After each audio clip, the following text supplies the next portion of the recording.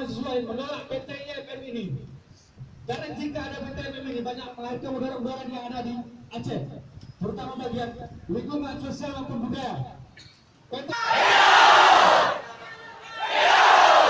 Baik, mungkin sekian dulu pembukaan saya. Alhamdulillah, Allahumma shalli ala sayyidina Muhammad.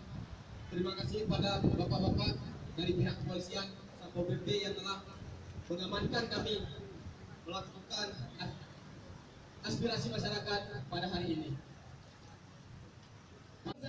Kami mahasiswa Indonesia bersumpah. Berbangsa satu. Bangsa yang gandung akan keadilan. Kita suarakan aspirasi masyarakat Aceh dengan harapan orang nomor satu di Aceh saat ini hadir di tengah kita. Hadir di tengah kita menyuarakan aspirasi rakyat Aceh. Satu bangsa bersama rakyat Aceh.